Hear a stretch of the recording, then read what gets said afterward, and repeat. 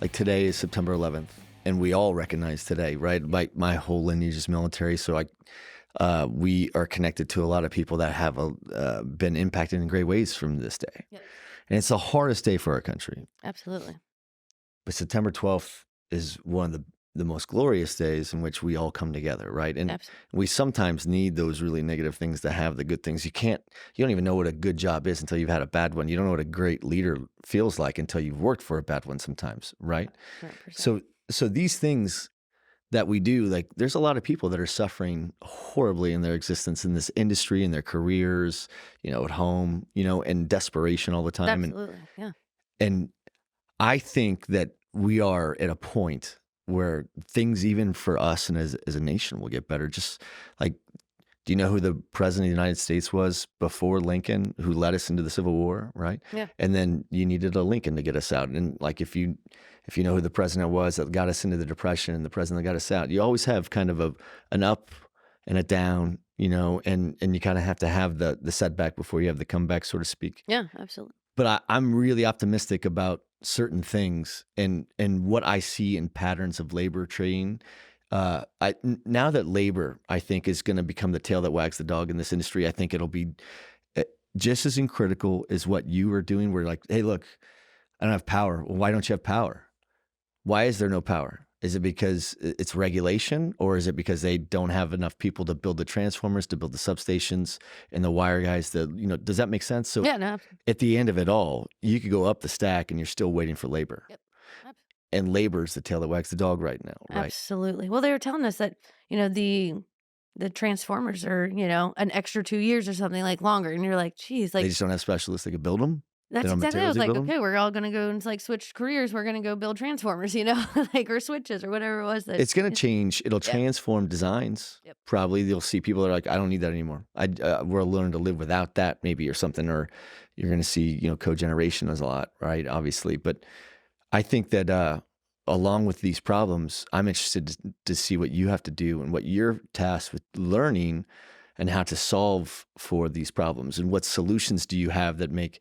Because at the end of the day, your value isn't just based on the competitive nature that you have, your grit that you learned as a kid, and your subject matter expertise of having done this a lot with a large volume. I mean, you worked for one of the largest publicly traded mission critical REITs in the world that was deploying more capital than almost any other business at one point. You were doing more of this site selection than anybody else. You probably did more in 2 years there than what most people do in 10 years in a regular paced data center. Nuts. Yeah. But that's just education. Yep. That's your master's degree, But for you, now that you have that, you end up, now it sounds like it makes perfect sense why you're there and why you love it so much. What are the things that you have to solve for now and the roles that you have? And then what are you doing? Like, what does a high speed, low drag professional woman like yourself do in this industry to fill her cup, to be educated, to be challenged, to grow and learn? Are there other women in this industry that are feeding you, that you're feeding to? What platforms are you using to grow your wings, so to speak? All that stuff. So that was a lot of questions. So take your time. So I'm gonna like piece part it. So you asked about like, what am I doing like as a woman with other women in the industry? And, thanks to you got a super panel, coming up in a week and a half. That's a great going to be group. A power panel. That'll probably be the most energetic panel at the conference, I think. It will. Are we allowed to have these on that panel too? If you don't have those, you can't be on stage. So perfect. Perfect. Loudmouth soup will actually make that the best panel. It will be a good one. So like having that, right? Like that's a newer thing, right? Where we're really pushing women to get up there and talk, right? And that's something that I've now challenged, some of the younger ladies, at Yondr, and like, got to get out there and speak. Like your voice should be heard. So go out there. There are great people that will support you, men and women. Like we have got one guy on our panel, next week. And, I think it's fantastic because I don't want to have only women. It's not about a gender. It's about the performance of the people, right? But teaching women that they can speak up and, be part of the solution, is I think the right step. So, as far as what am I giving back and where am I gaining it from? People like Lindsay, people like Kayla, was with Katie O'Hare last night. She had a high tea for women at the event. And it was great, right? Like, I think that we've made great progress because we've had great supporters, yourself included. And, I want to push that forward. We're going to start a this is now probably the first thing that will be released on, Yondr. I want to start a women's mentoring group, right? And have men mentor them, right? As Well, well. remember, you guys are also supposed to find. We are. I challenged you to have a podcast that goes out at least once a month that I will pay for and sponsor, to where you guys are using that whole thing and creating the orbit around that, and you could use, the branding of this to do it. And it's gonna be great. And having maybe like a powerhouse, say, women DCAC or something, right? Like so the WIMCO event was great, right? We sponsored that. And my ladies came back and were like, it was great. It just didn't have enough edge. Yeah. They're like, could we do a data center, a DCAC live version of WIMCO? I'm like, have at it, go nuts, whatever you can do. So like, I expect you to not just, I like what you're doing because you do a lot to push people. I mean, how many times did I have to call you out before I get you? I know. Right. But hold on, you have to start with speaking. Yep. But after you're done, then the second part is speaking is just not enough. No. You have to implement the new ideas, like challenge us, right? Like it doesn't work if it's just an echo chamber of women are all saying the same things. Like I want to hear these new things as we evolve, right? And do it. Like saying it's one thing, but then go out and actually do it. I think that I got super energized when we were on our, panel call a couple weeks ago. And you're like, I challenge you guys to do this. And I was like, oh man, I'll take challenges all day long. Let's go at that. So like Kayla and I and Lindsay have spoken, several times. Since. 3 of the most competitive women I know. and best friends. Okay. And listen, I put another powerhouse on that panel that you guys haven't met yet. She probably would hate me saying this, but she's a powerhouse of a woman, and like she broke a guy's nose last week for she doesn't tell you twice, don't touch her type thing. Right? Yeah. Oh, she's a savage, right? She was like in Slovenia hiking and like Croatia and stuff. And she's a very unique person. And I'm like, I'm going to put you 4 on a stage together and watch what happens, because those are like 4 black belts on stage with a guy that is actually he's a dude. He's a perfect person to be on it, because he's got a funny edge too, right? So you guys that's gonna be a fun panel for next week, and I can't wait to see it. That the whole thing next week or 2 weeks from now, whenever it is, those lineups may be the best we've ever had. And I'm not saying we haven't had great speakers in the past, but the challenge I had for you all, right, was I don't expect you to teach anybody anything, but they should remember how you made them feel when you're done talking to them. That was powerful when you sent me that email, because I was like, it was about the other topic. I was like, I don't know if I can speak intelligently on that one, And then you're like, no, it's about how you make people feel. And I was like, wow, that is like super big. And I may have stolen that line. Dude, you should steal that line. Like, that's not my line. I borrowed it too. But I would like to take a moment and memorialize the fact that I'm drinking Prosecco for the first time in my life ever. Out of solo cups. Well, I love it. This is as classy as it gets on this conference, on this show. So that's why I felt like I could come. And we stepped it up to Prosecco only for you. Like, I'm breaking new barriers for myself as a human being right now. I had, as I said, I drank white wine last night. I drank Chardonnay for the first time in my life. That is a sweet, heavy one. Could be the last time in my life. We'll see. But there's a reason. Like I haven't missed it before. Yeah. But I accidentally messed up for the first time, and I bought a house in the Carolinas. And when you are in the beach, you're gonna eat more fish. And I go to a place, I'm like, I'll take a glass of Pinot. Mm-hmm. I didn't even know there was 2 types. I just thought there was a red version. Oh yeah, Grigio and Noir. And they're like, well, we just assumed you're eating fish. You're gonna have this white, one. And I was like, what is this? What is this thing right here? This doesn't look like grapes. Hilarious. And they're like, that's a Pinot. And I'm like, no, it's not. That's how dense I was. So wait, I thought you lived down here. I do. I live here in Austin. Okay, but you got a house. I bought a house. Okay. Yeah. So moved the whole family. My oldest is at the University of South Carolina, and my next son is at the Citadel.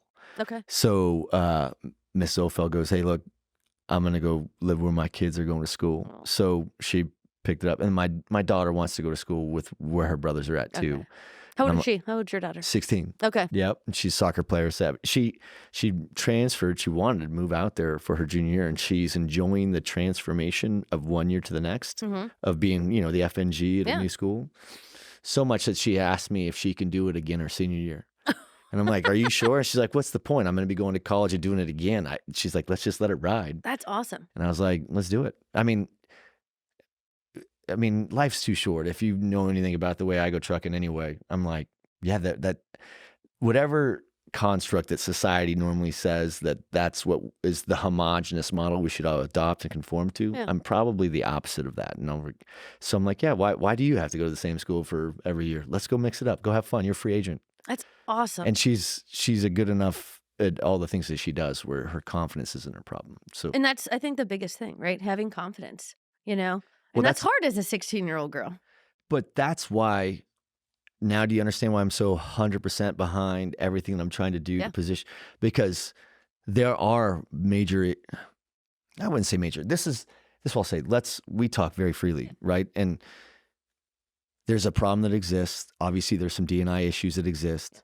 Don't know if there's a lot of pent up demand for women that are being excluded, but there are elements in which they are already in the game and maybe being excluded. Does that make sense? Yes. I don't think there's barriers to entry to get into the market. 100%. I think once you're here, then there is more That's barriers. exactly it. Does that make sense? Yep. And I have a daughter, and she's a savage, and I'm raising her to be intimidated by no man, which means that she should come and be able to compete in this space. Absolutely. But she can't today based on the construct that I exist in and I'm able to do well in. So I do think that the people I go trucking with all have daughters too. Yep. And they all are like, it's not like they were operating oblivious or operating under this existence of circumstances and just saying, sucks to be them. We just are not. We're just so involved in our own lives that it's like, you ever have your kid who's like, I'm so worried what I'm going to wear to school and what I have to dress is going to be perfect because I'm going to walk in a room. And I'm like, you do realize that every kid thinks that. Yeah. So none of them are looking at you. They're all just checking themselves out, making sure they're okay. No one's really checking each other out, it turns out, right? And I think that my daughter would play in this space and be viewed as a bitch or abrasive based on how she operates right now. And that's unfortunate because she functions like I do. Yeah.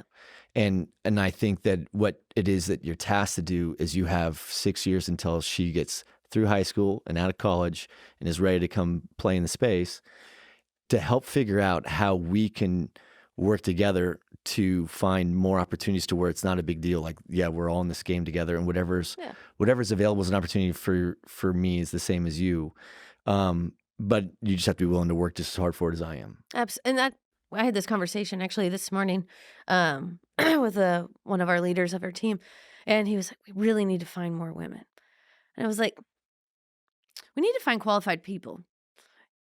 And I don't want it to be, you're the token woman, right? Like, and that's what I'm afraid will happen. You'd be surprised.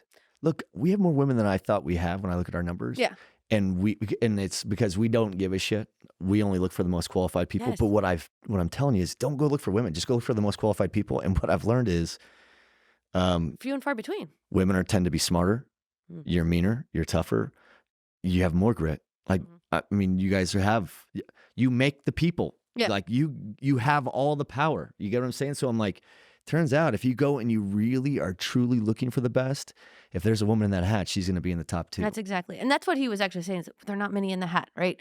And he's like, how do we do that? I'm like, well, that's actually. That part is your job. Well, and that's what I was going to say, like teaching girls at a younger age, right? Like my daughter sees nothing wrong with, going in and being a, contract negotiator, but she sees that. So like as moms, as women, as parents, showing them other opportunities. I mean, how many like 10-year-olds say, I want to be a contract negotiator? I mean, they want to be a cop. They want to be a doctor, like that's not typically. They want to be their heroes. Yeah. And if their mom is their hero, then that's how that works. Well, that was really sweet. Yeah, but that's how it works.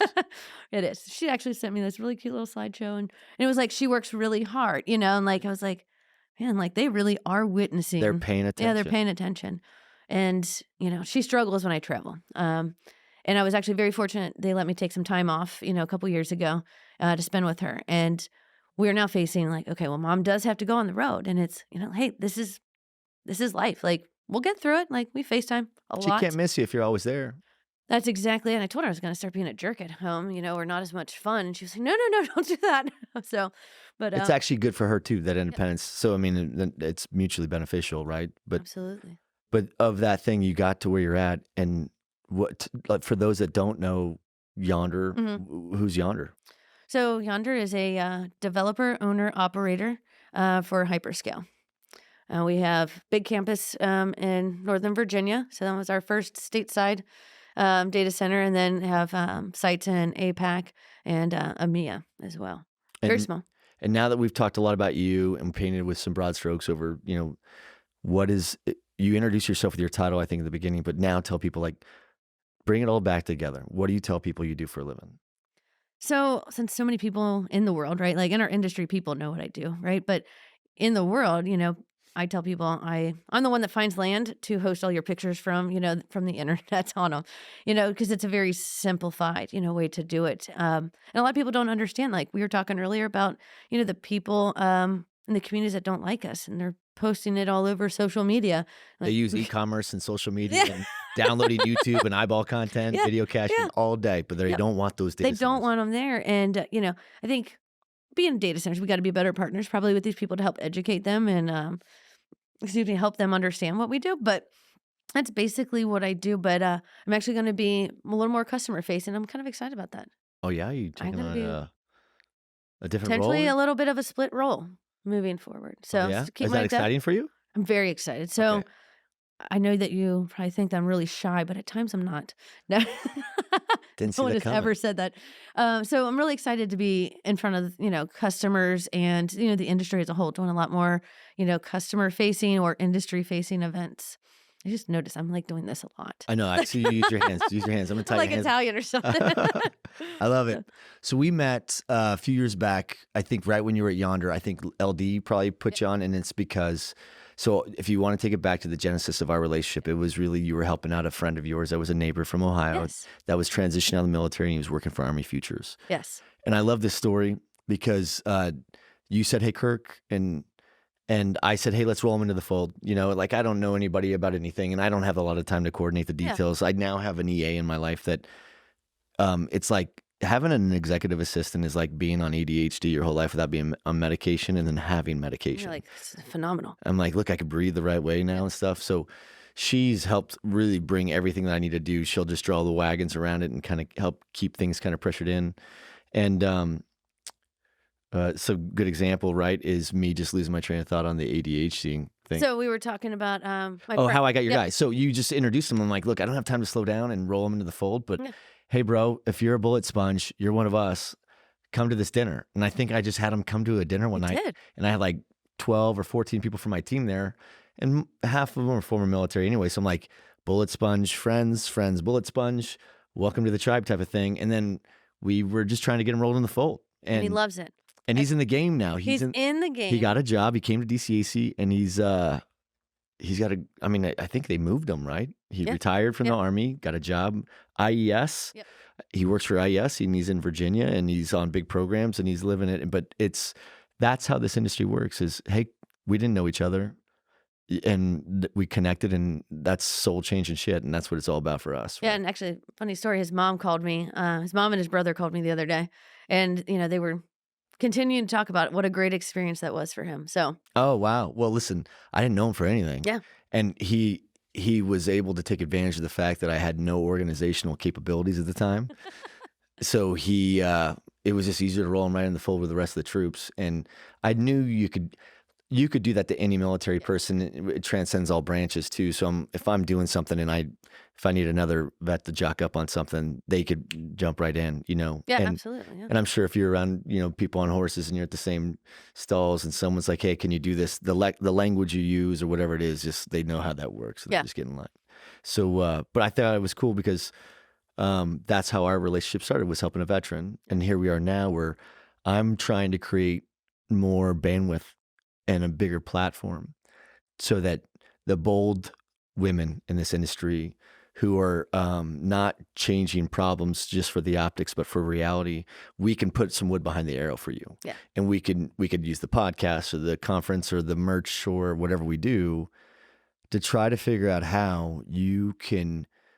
We're not going to change society. No. And this business is as an emerging business, as an incubator, I'm not going to be able to take the business that I have and fix all the problems that exist in society as a product of human nature. So men and women are going to treat each other poorly within your company and outside of it. And it doesn't mean that your culture is because of it there's a lot of things that are going to happen. Does that make sense? Yeah, absolutely. Yeah. But I'm going to try to work with you all to not try to fix what could be considered a mental health problem or education problem or something for a lot of, but how do we learn how to adapt around it?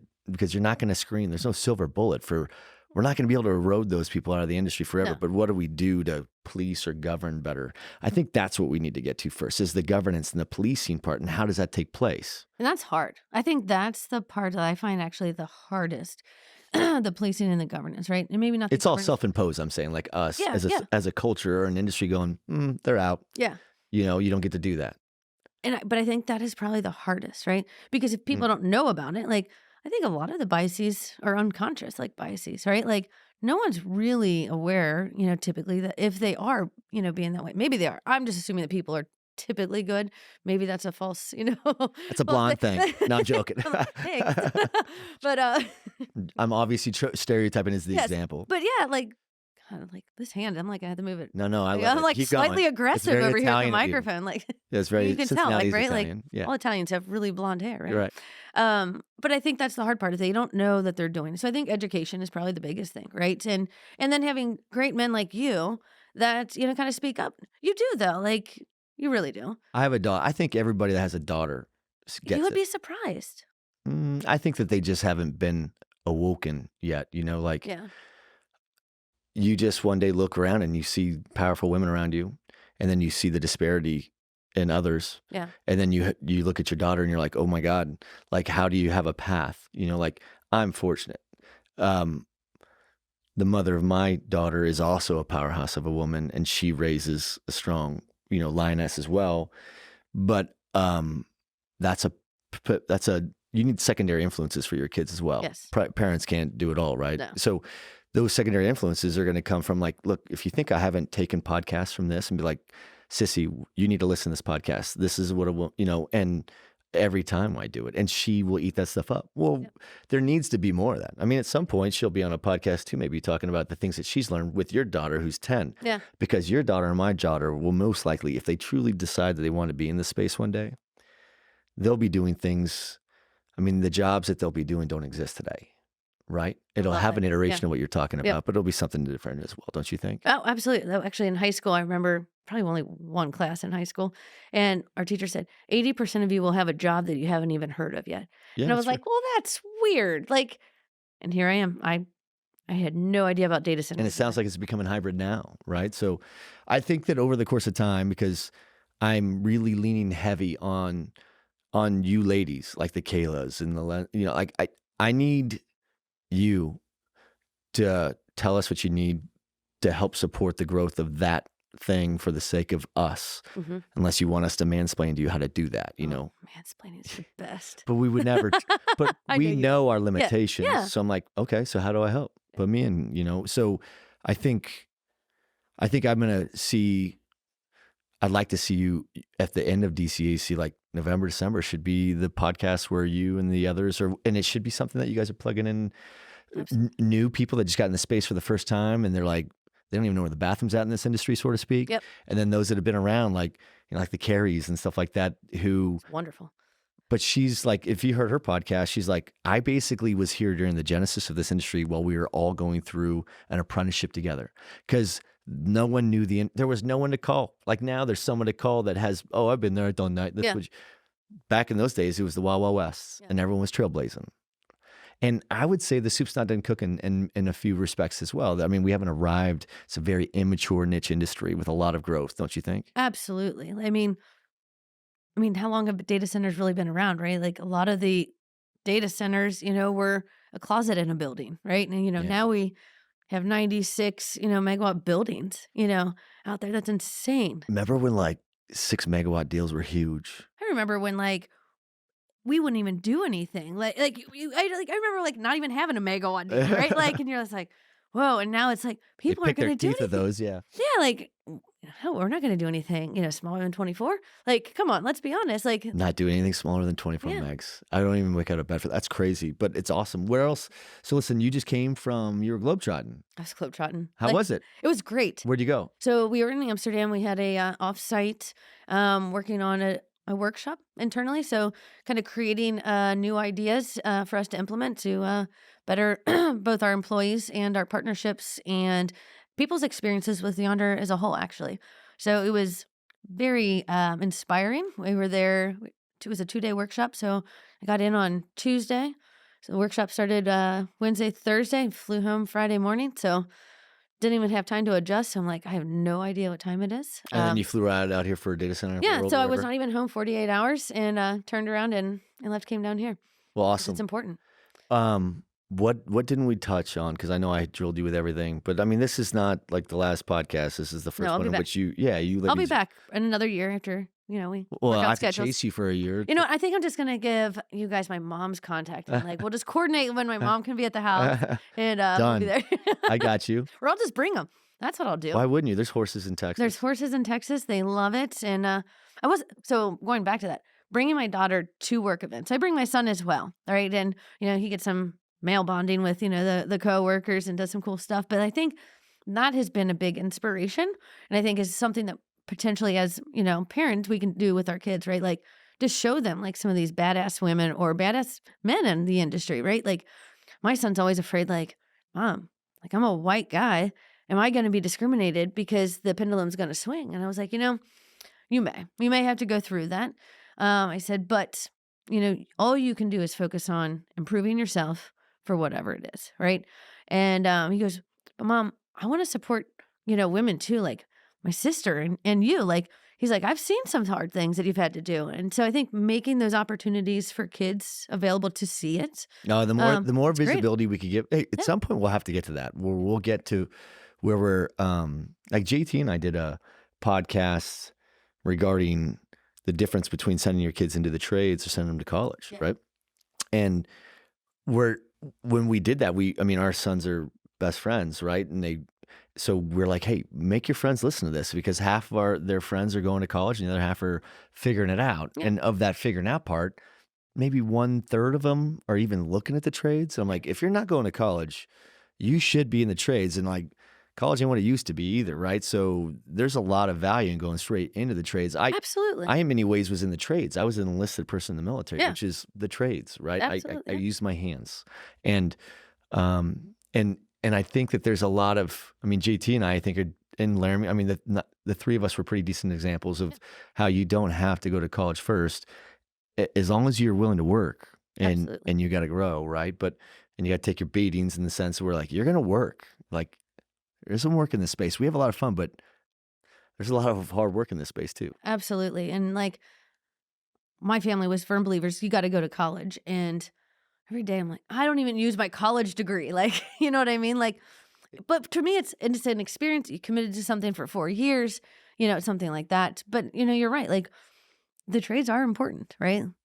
Yeah, that's what's the most important part of our They're industry probably right making now. a lot more money than I am too. So, like, Well, listen, let's be honest. Well, what message would you have for anybody that's listening from the industry, first of all? Like, if they want to know anything about Yondr, if they want to connect with you, if they want to hear more about, what if they want to be a part of the women group that you guys are going to put together? Definitely reach out. How can they find you? LinkedIn? LinkedIn. Yep. And Jennifer Reininger. How do you, that's a I alphabet know. soup.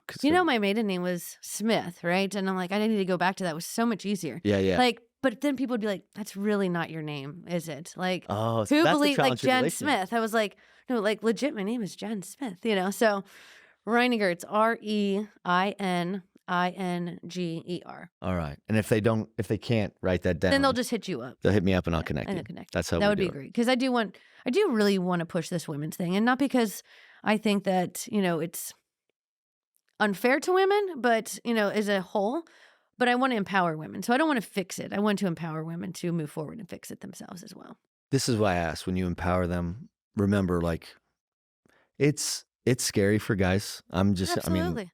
I'm scared when I hire women because I know that if I hire someone that has the wrong intent, that it doesn't take much in the environment or the social climate that we're in,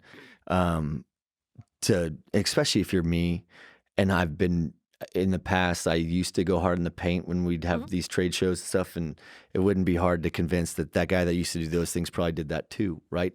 In reality, character is the only thing that we really even hire for or care about at this point, but we do have fun. I think when you're going through this and you're trying to figure out how to help, I want to help figure out how we don't let those really bad apples, like we see a lot of people hating law enforcement, but law enforcement is amazing. Amazing. But there's always this one person that does something wrong here or one person there, and it ruins the whole thing. And it's unfair. And it's same for us as a guy that is trying my best to battle everything I can to create a stronger culture. I have setbacks, and those setbacks are really where I look at women and I have to look at some of them that I'm going to hire relative to how close they're going to be to me based on how much risk that puts me in the optics of something. Sucks, doesn't it? But listen, what they have to realize is those women, if they're going to be moms, if they have sons, would they do that to their own sons? Would they put their sons in those positions? Does that make sense? Because yeah, I never interact on Facebook, but there was one time someone was bashing men, and like it was horrible, and it was so bad. I'm like, I don't want my son to go through that. Like, that's wrong. Like, we can't have the pendulum swing to that extreme. That's not okay. Like, that's it's just being as tough. guilty. Yeah, like there's a medium, right? Like, how about we just treat everyone as they are, right? Like, I think that we have to also reset expectations where we're really creating a business where human beings are going to come into that. It turns out that we all think differently and we all have different emotions and we're all flawed. So when people do bad things, well, you and I are not flawed, right? well, I mean, I actually have so many blind spots that we could do a whole podcast just on that. So this thing's not going to get fixed on our watch, but we have to keep daylight on it. We have it's to the only thing that helps improve it heal. it. That's the thing. Like, there's not probably going to be a fix, but we have to improve it. And I think that's not on women. I don't think it's on men. I think it's on people. Yeah. It's on people to change their perception and how to move forward. I think though, like September 12th, I always use that. I think the pendulum shifts. We have good and bad, and I think that I like to think that we just came through a shitstorm as an industry and as a society. And we're about ready to, get into an election year, which means that shit will get crazy again unless you're like me, where you don't follow any media at all, right? Smart. I don't follow any of that stuff. It has had a profound impact on my emotional range, right? By not worrying about things that don't matter, right? So I just think that there's only one place to go, and that's up for us, right, in this space. And I think the more that we work on these things, like, we're not going to be able to tackle society's biggest problems, but we can certainly try to govern ourselves and police ourselves better. And that's the best we could do. Don't you agree? I absolutely agree on that one.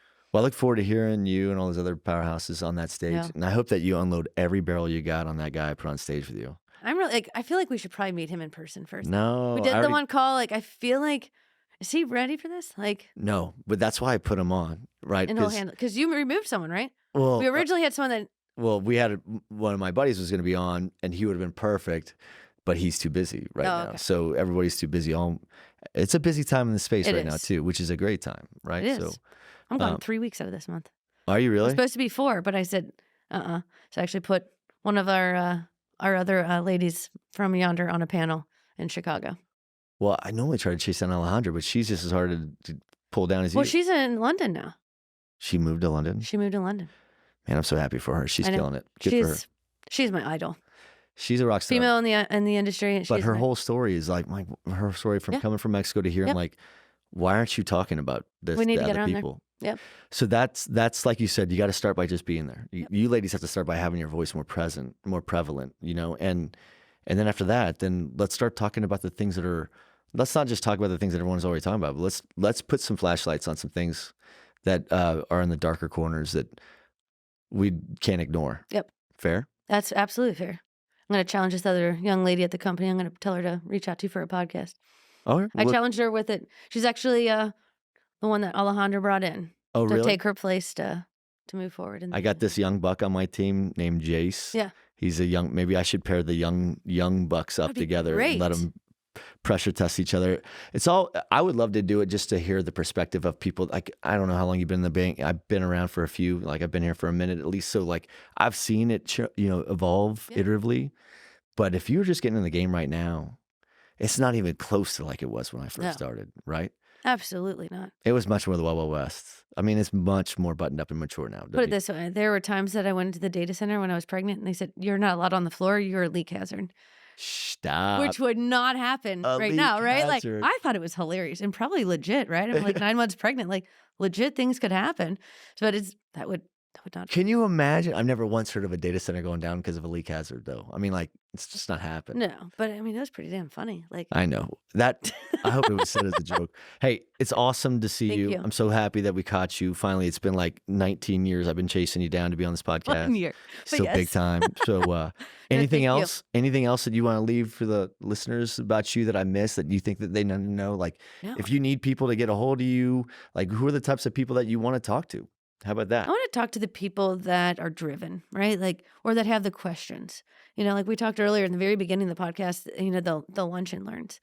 I want to talk to those people that are aspiring to want to have lunch and learns, and I may not be the person that can cover the topic, right? But put them in contact with the right people, like the Jason Hannas, the Maureen's, even though she's now retired. But there are other ones out there in the industry. So That's awesome. Well, listen, I appreciate you coming in. Thanks for making the time to join the revolution. Absolutely. And Thanks I for look the forward to seeing you perspective. again in a few weeks. Yeah, very soon. Thanks so much. Thank you.